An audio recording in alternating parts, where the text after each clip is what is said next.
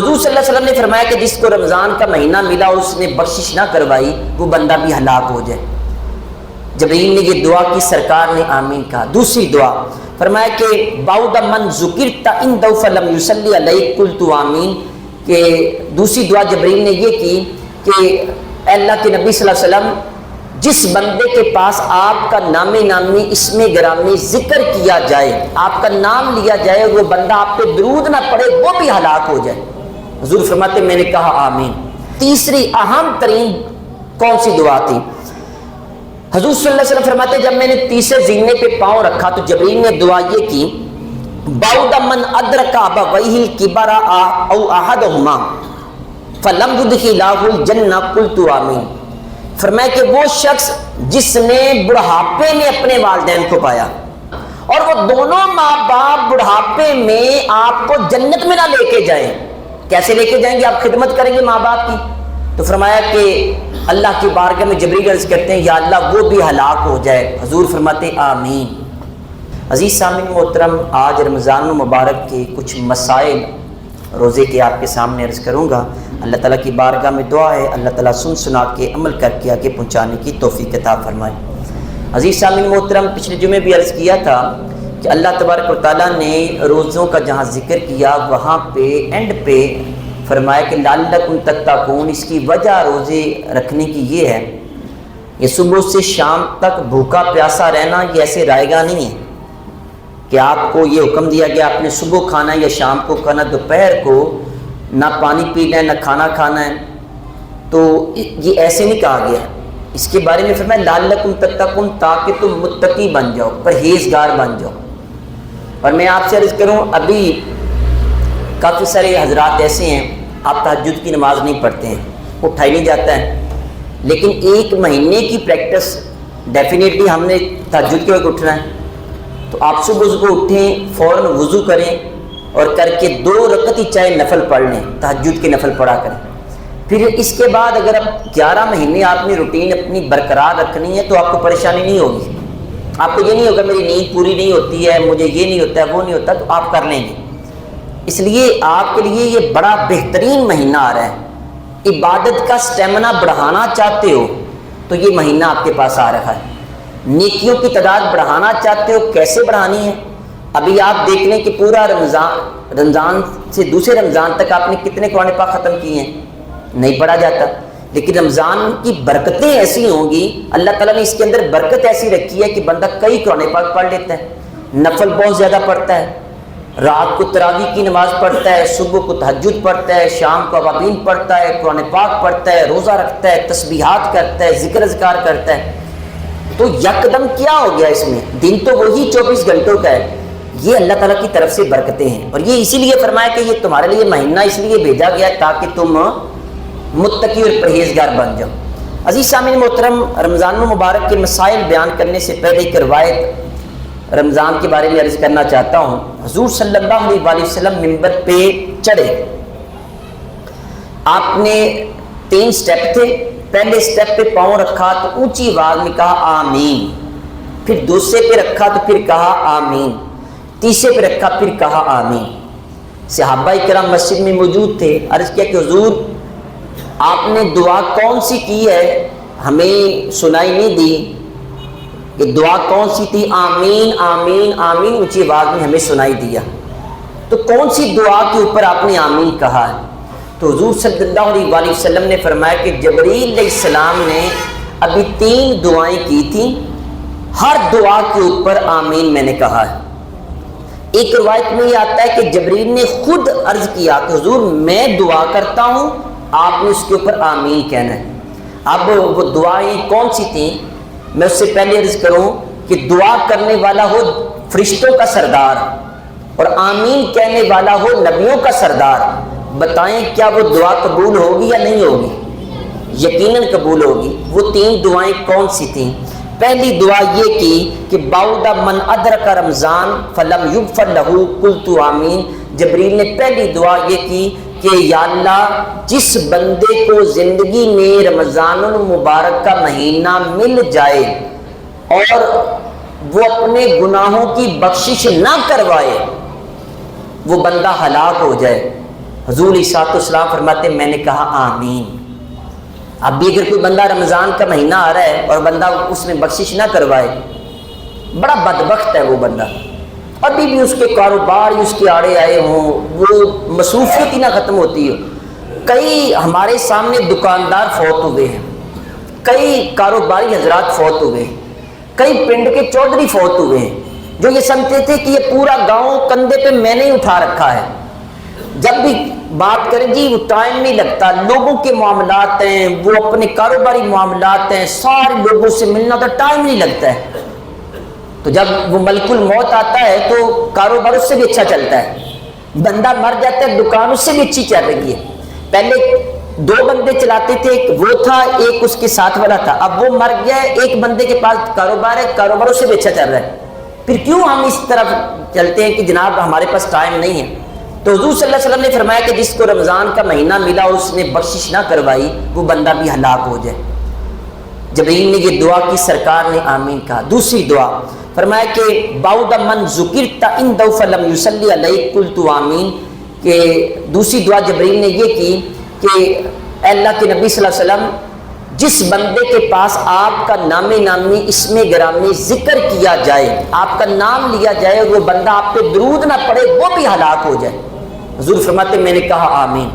اس لیے دوستو تحریر میں سرکار کا نام پڑھیں، تقریر میں سنیں، اذان میں سنیں، قرآن میں سنیں، کہیں بھی کریں تو حضور صلی اللہ علیہ وسلم کا نام سننے کے بعد درود پاک ضرور پڑھا کرو، کیونکہ جبرائیل نے بددعا کی ہے اور کریم آقا علیہ الصلوۃ والسلام نے وہاں پہ آمین کہا۔ تیسری اہم ترین کون سی دعا تھی؟ حضور صلی اللہ علیہ وسلم فرماتے جب میں نے تیسرے زینے پہ پاؤں رکھا تو جبرائیل نے دعا یہ کی بعد من ادرک ابویہ الکبر او احدہما فلم یدخلہ الجنہ قلت آمین۔ فرمایا کہ وہ شخص جس نے بڑھاپے میں اپنے والدین کو پایا، کب پایا جی؟ یعنی جب ماں باپ جوان ہوتا ہے نا تو ہم کہتے ہیں امی اور ابو، پاپا کہہ دیتے ہیں اور ماما کہہ دیتے ہیں، لیکن جب وہ بوڑھے ہو جاتے ہیں تو پھر ان کے لیے لفظ بھی مختلف ہو جاتے ہیں، یہ اماں ہے یہ بابا ہے، اماں اور بابا۔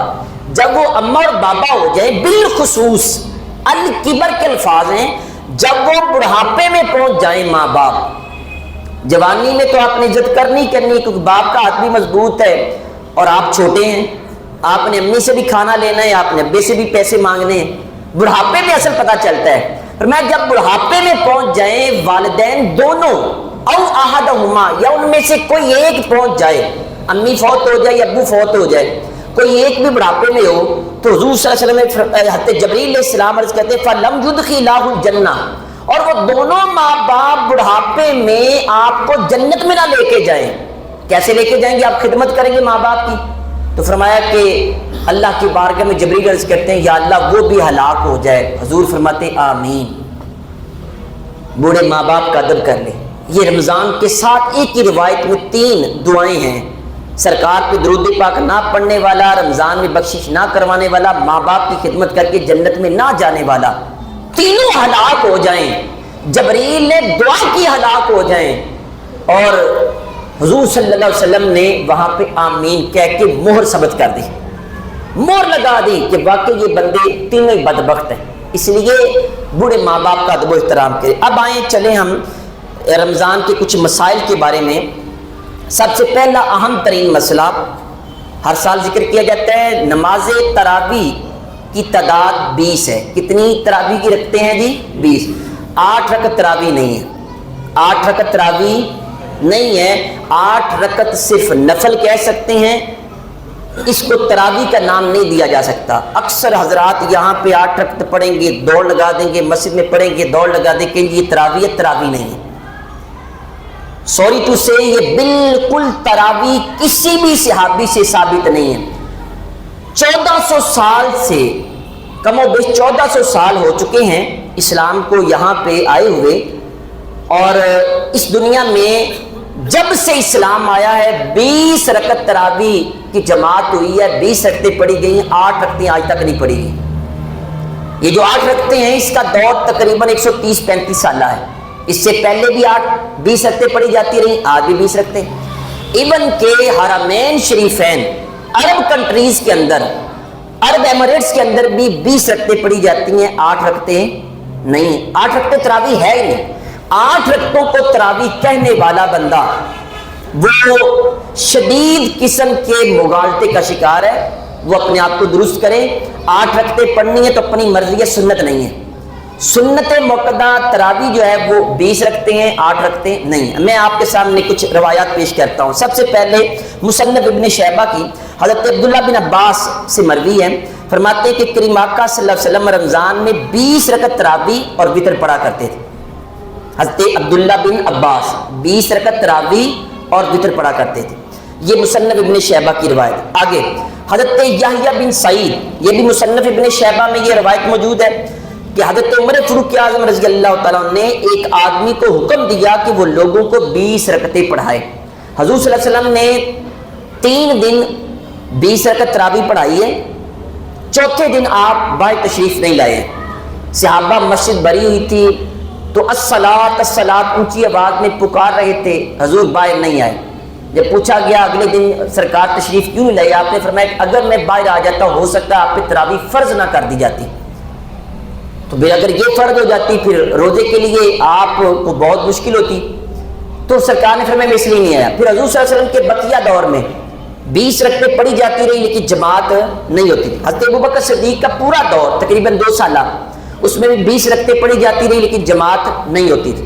حضرت عمر فاروق اعظم کا ابتدائی دور، اس میں 20 رکعتیں پڑھی جاتی رہی لیکن جماعت نہیں ہوتی تھی۔ ایک دن حضرت عمر فاروق اعظم باہر تشریف لائے، دیکھا کہ لوگ اپنی اپنی تراویح پڑھ رہے ہیں، تو آپ نے پھر ایک بندے کو بلایا، ایک قاری قرآن کو فرمایا کہ تم ان کو جماعت کرواؤ اور یہ سارے پیچھے پڑھیں گے۔ تو وہاں آپ نے یہ فرمایا کہ یہ ہے تو نئی چیز، پہلے جماعت نہیں ہوتی رہی لیکن بدعت حسنہ ہے، اچھی بدعت ہے، اچھا نئے کام کا یہ آغاز ہے۔ تو حضرت عمر فاروق اعظم نے خود اپنے دور میں 20 رکعتوں کی جماعت کروائی۔ اس سے آگے چلیں، حضرت ابی بن کعب، یہ قاری قرآن تھے، زبردست قسم کے قاری تھے صحابہ کرام میں، تو وہ فرماتے ہیں کہ مجھے حضرت عمر فاروق اعظم نے حکم دیا کہ میں رمضان میں لوگوں کو تراویح پڑھاؤں، بس 20 رکعت تراویح پڑھی جاتی تھی۔ یہ بھی کنز العمال کی روایت ہے، یہ حدیث آپ کے سامنے 20 رکعتوں پہ عرض کر رہا ہوں۔ پھر میں یہ عرض کروں 8 رکعت تراویح نہیں، 8 رکعت نفل کہہ سکتے ہیں، تراویح کا نام جو بھی لے گا وہ غلط کرے گا۔ وہ صحابہ کرام یا جو پورا گروہ ہے اس کو یہ چیلنج کرنے کے یہ مترادف ہے۔ اس سے آگے چلیں، حضرت یزید بن رومان فرماتے ہیں کہ لوگ حضرت عمر فاروق اعظم کے زمانہ خلافت میں رمضان میں 23 رکعت پڑھا کرتے تھے، یعنی 20 رکعت تراویح اور 3 وتر۔ یہ موطا امام مالک حدیث کی سب سے پہلی کتاب ہے، اور یہ امام مالک نے جب لکھی یہ کتاب تو لکھ کے آپ نے پانی میں پھینک دی، اخلاص اپنا چیک کرنا چاہتے تھے کہ میں یعنی اس کے اندر کوئی ریاکاری تو نہیں ہے۔ کتاب پانی میں پھینک دی، اللہ کی بارگاہ میں دعا کی، مالک اگر تو تیری رضا کے لیے لکھی ہے اس کا ایک کونا بھی گیلا نہ ہو، اور اگر اپنی واہ واہ بلے بلے کے لیے شہرت کے لیے لکھی ہے تو ساری محنت ضائع ہو جائے۔ آپ نے دوبارہ پانی میں ہاتھ ڈالا، کتاب نکالی، اس کا ایک کونا بھی گیلا نہیں ہوا تھا۔ امام دار الہجرہ اشاق تھے، ساری زندگی ایک حج کیا، دوسرا حج نہیں کرنے گئے کہ کہیں سرکار کے در سے باہر مجھے موت نہ آ جائے۔ ساری زندگی حضور سے بڑی محبت کی ان کی داستانیں ہیں۔ انہوں نے یہ ذکر کیا کہ عمر فاروق اعظم کے دور میں بھی کتنی رکعتیں تھیں جی؟ 20 رکعتیں پڑھی، 3 وتر تھے، 20 رکعتیں تھیں، اور یہی ہے۔ حضرت مولا علی شیر خدا رمضان کے اندر آپ نے قاریوں کو بلایا، کئی قاری آپ نے اکٹھے کیے، پھر ان میں سے ایک کو 20 رکعت تراویح کے لیے لوگوں کی امامت کا حکم فرماتے، اور حضرت علی خود لوگوں کو وتر پڑھاتے۔ 20 رکعتیں آپ نے کہا قاری قرآن کو تم پڑھاؤ، جب 20 رکعتیں مکمل ہوگی پھر آپ نے کہا کہ وتر میں خود پڑھاؤں گا۔ یہ سنن کبریٰ کے اندر یہ روایت موجود ہے۔ اس سے آگے چلیں، حضرت عطا رحمہ اللہ، یہ تابعی ہیں، صحابی نہیں ہیں، یہ تابعی ہیں۔ تابعی وہ ہوتا ہے جس نے صحابی کی زیارت کی ہو، اور 114 ہجری میں آپ کی وفات ہوئی ہے، اور جو آخری صحابی ہیں وہ 110 ہجری میں فوت ہوئے، آخری صحابی، یعنی ہم کہہ سکتے ہیں ان کی زندگی کا 80 سالہ دور صحابہ کرام کے دور کے ساتھ ہے۔ وہ یہ فرماتے ہیں، کہتے ہیں کہ میں نے لوگوں یعنی صحابہ و تابعین کو 20 رکعت تراویح اور 3 وتر پڑھتے ہی پایا ہے۔ 80 سالہ زندگی جو صحابہ کرام کے ساتھ گزاری، کہتے ہیں ہم نے وہاں دیکھا کہ 20 رکعتیں تراویح اور 3 وتر پڑھے جاتے رہے، اور یہ بھی مصنف ابن شیبہ کے اندر یہ روایت موجود ہے۔ اب عزیز سامعین محترم، میں آپ سے عرض کروں جو 8 رکعتوں والا یہ جو شوشہ چھوڑا ہوا ہے، یہ جو 8 رکعتوں والی پھکی دی جاتی ہے وہ کہاں سے؟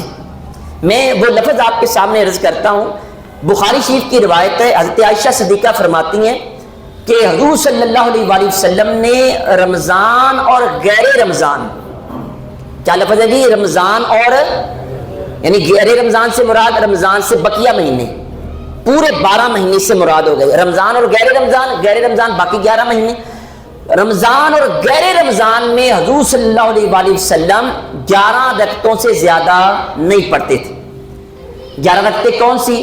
8 رکعت وہ تہجد کے نفل تھے اور 3 رکعت وہ وتر تھے۔ حضور صلی اللہ علیہ وسلم کی یہ سنت ہے، آپ عشاء کی نماز پڑھتے تو وتر نہیں پڑھتے تھے، وتر آپ تہجد کے ساتھ پڑھتے تھے، یہ سرکار کی سنت ہے۔ یہ جو تہجد پڑھنے والے حضرات ہیں ان کا آج بھی یہی معمول ہے کہ وہ 2 سنتیں 2 نفل پڑھ کے چلے جاتے ہیں، اس کے بعد تہجد کی نماز پڑھتے ہیں، پھر 3 وتر پڑھتے ہیں، پھر آخر میں 2 نفل پڑھ لیتے ہیں۔ تو حضور صلی اللہ علیہ وسلم نے بھی ایسے ہی فرمایا کرتے تھے۔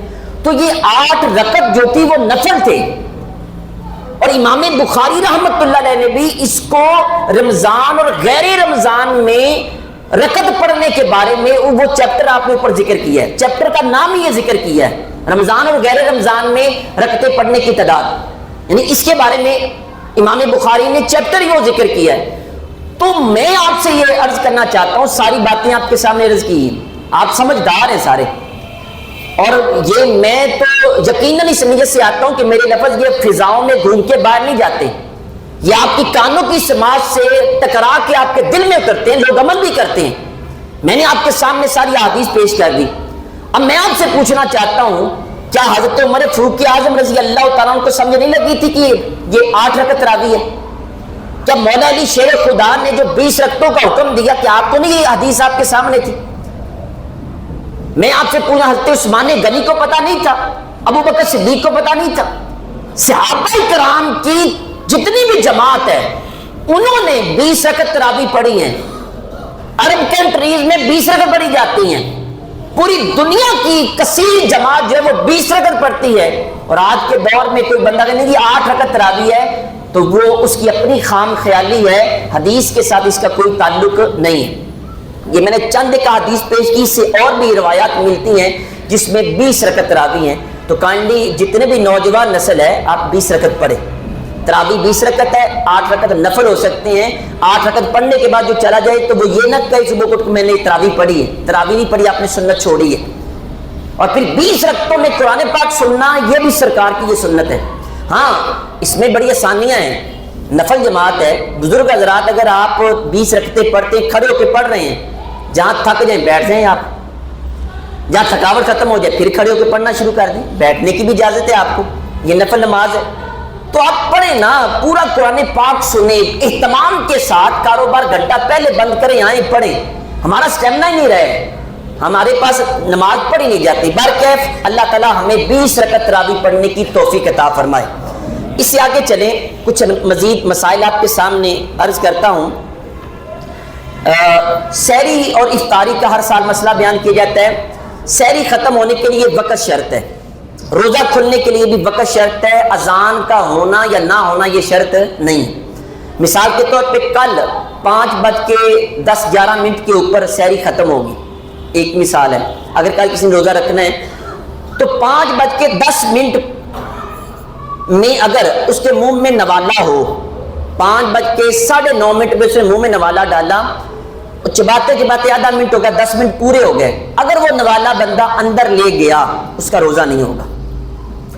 روزہ کھلنے کا ٹائم وہ بھی اگر 1 منٹ آدھا سیکنڈ بھی آپ نے پہلے روزہ کھول لیا، چاہے اذان ہو یا نہ ہو، اعلان ہو یا نہ ہو، آپ کا روزہ نہیں ہوگا۔ اس لیے احتیاط یہ ہے، سحری آپ 1 منٹ پہلے کھانا چھوڑ دیں، افطاری 1 منٹ بعد میں کریں، تاکہ تمام جو شکوک و شبہات ہیں وہ بندے کے ختم ہو جائے۔ پھر عزیز سامعین محترم، سحری کرنا یہ سنت ہے، سحری ضرور کریں۔ بعض حضرات سحری نہیں کرتے، سحری میں برکت سرکار نے فرمایا ہوتی ہے، اس میں بڑی طاقت ہے، یہ کریں۔ اچھا، روزے سے پہلے آپ روزہ رکھنے لگے اس سے پہلے اگر آپ کے اوپر غسل فرض ہے احتلام کی صورت میں یا کسی اور صورت میں غسل فرض ہے، ٹائم تھوڑا ہے، تو پہلے آپ غسل کر لیں، پہلے آپ سحری کر لیں، بعد میں آپ غسل کر لیں۔ لیکن غسل کے دوران یاد رکھیں حلق تک پانی نہیں لے کے جانا، 3 دفعہ آپ نے کلی کرنی ہے تو حلق تک، جس کو گرگرا کہتے ہیں، یہ نہیں کرنا آپ نے، ناک کی نرم ہڈی تک پانی نہیں لے کے جانا، تو آپ بعد میں غسل کر لینا۔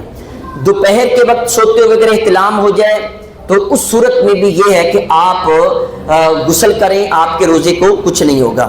اسی طرح عزیز سامعین محترم، اگر بندے کو قے آ جائے، الٹی آ جائے، وومٹنگ ہو جائے، اس سے روزہ نہیں ٹوٹتا ہے۔ الٹی چاہے بالٹی بھر بھی باہر ہے، اندر سے کوئی چیز باہر آئے، اس سے روزہ نہیں ٹوٹتا ہے، چاہے پوری بالٹی باہر آ جائے تو اس میں روزہ نہیں ٹوٹتا ہے۔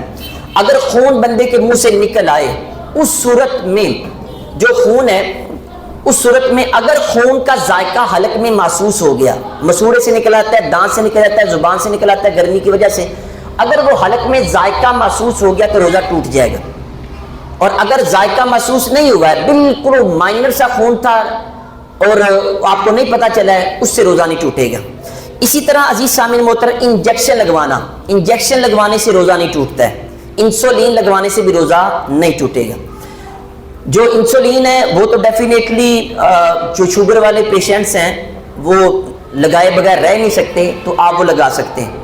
انجیکشن کوشش یہ کریں کہ جس حد تک آپ برداشت کر سکیں تکلیف کو برداشت کریں، اگر برداشت سے باہر ہو جائے تو پھر آپ انجیکشن لگوا لیں، آپ کا روزہ نہیں ٹوٹے گا۔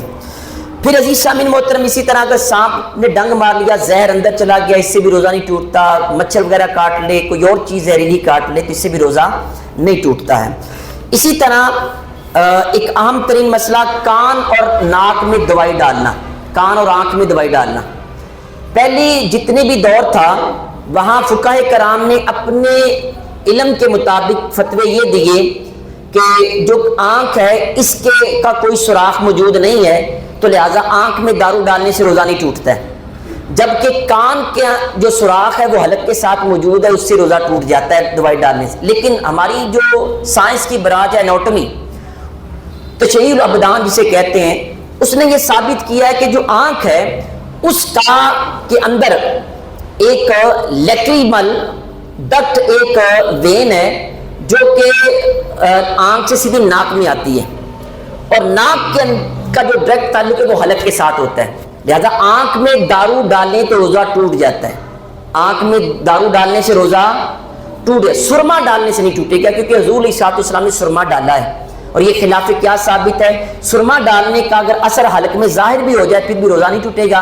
ہاں، دوائی ڈالنے سے آنکھ میں روزہ ٹوٹ جائے گا۔ کان میں اگر پین ہے، کان درد ہے، تو کان میں دارو ڈالنے سے روزہ نہیں ٹوٹے گا، کان میں دارو ڈالنے سے روزہ، کیونکہ کان کے آگے اللہ تعالیٰ نے ایک پردہ بنا رکھا ہے، وہ جو پردہ ہے وہ انسان کے وہ جو دارو ہے وہ حلق تک نہیں جانے دیتا ہے۔ اگر پردہ پھٹا ہوا ہے کان کا پھر تو جا سکتا ہے، تو ادروائز وہ نہیں جا سکتا، لہٰذا کان میں دارو ڈالنے سے روزہ نہیں ٹوٹتا ہے۔ سرما، عطر یا خوشبو سونگھنے سے، یعنی دھواں، عطر یا خوشبو سونگھنے سے، عطر یا خوشبو سونگھنے سے روزہ نہیں ٹوٹے گا۔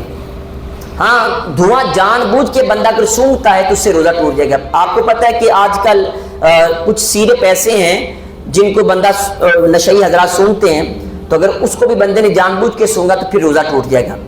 جو دھواں ہے اس کو جان بوجھ کے، سگریٹ کا دھواں بندہ اندر لے کے جاتا ہے، ایک ہے خود بخود چلے جانا، اس پہ نہیں ہے، ایک ہے جان بوجھ کے اندر لے کے جانا، اس سے روزہ ٹوٹ جائے گا۔ بام یا وکس، بعض دفعہ ناک بند ہو جاتا ہے، سر درد ہوتا ہے، یہاں پہ بام وغیرہ یا وکس لگاتے ہیں تو اس سے روزہ نہیں ٹوٹے گا۔ ہاں، اگر اس کی بھاپ بنا کر گرم پانی میں اس کو ڈالے، بعض ڈاکٹر کہتے ہیں، اور پھر آپ پانی کو اندر لے کے جائیں، اس کو اوپر کپڑا دے کے اس کو لمبے لمبے سانس لیں، اس سے روزہ ٹوٹ جائے گا، کیونکہ پانی ایویپوریٹ ہو کے آبی بخارات بن کے وہ اوپر اٹھتا ہے، اور وہ جب اندر جائے گا اس سے روزہ ٹوٹ جائے گا۔ ویسے بام یا وکس یا ناک پہ، ماتھے پہ، یہ پیچھے کمر پہ لگانے سے اس سے روزہ نہیں ٹوٹتا ہے۔ جھوٹ، غیبت اور چغلی یہ بالکل حرام ہے، روزے کی مقصدیت اس سے فوت ہو جاتی ہے، لیکن اس سے روزہ نہیں ٹوٹے گا، یہ ویسے ہی حرام ہے۔ انہیلر، دمے کے مریض وہ انہیلر کے ذریعے اپنی سانس کو بحال کرتے ہیں، اس سے روزہ ٹوٹ جاتا ہے انہیلر سے، کیونکہ انہیلر کے اندر جو دوائی ہوتی ہے وہ لیکوڈ فارم میں ہوتی ہے، وہ جب بندہ کھینچتا ہے تو اس کے ذرات بندے کے اندر جاتے ہیں، تو اس صورت میں روزہ ٹوٹ جاتا ہے۔ اسی طرح عزیز سامعین محترم، سگریٹ، پان یا نسوار، اس سے بھی روزہ ٹوٹ جاتا ہے۔ بعض دفعہ لوگ یہ سمجھتے ہیں نسوار یہاں پہ رکھی جاتی ہے تو وہ اندر تو نہیں جاتی۔ یاد رکھیں زبان ذائقے کا مرکز ہے، جیسے اس نے ذائقہ محسوس کر لیا تو روزہ آپ کا ٹوٹ جائے گا۔ سگریٹ اگر پیتے ہیں جی، میں سگریٹ پیتا ہوں، دھواں اندر نہیں لے کے جاتا، منہ میں رکھتا ہوں، پھر بھی روزہ ٹوٹ جائے گا۔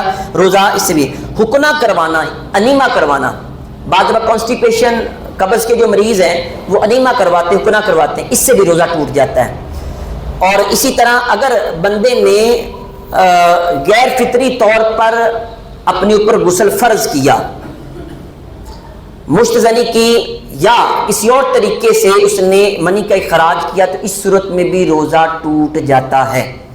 عزیز سامعین محترم، اپنے روزے کو بہترین انداز میں نبھانے کے لیے آپ کو چاہیے کہ تمام مسائل آپ کو پتہ ہوں۔ بھول کر کھانے پینے سے روزہ نہیں ٹوٹتا ہے، اور اسلام کتنا پیارا دین ہے۔ اگر کوئی بزرگ بندہ روزے کی حالت میں کھانا کھانا شروع کر دے تو اسلام کہتا ہے اس کو منع نہ کرو، یعنی یاد نہ کرواؤ، جب پیٹ بھر کے کھانا کھا لے پھر جا کے بتائیں بابا جی تہاڈا روزہ سی، کیونکہ حضور صلی اللہ علیہ وسلم فرماتے ہیں کہ روزے کی حالت میں بھول کا جو کھایا پیا جاتا ہے وہ اللہ ہی کھلاتا ہے، اللہ ہی پلاتا ہے۔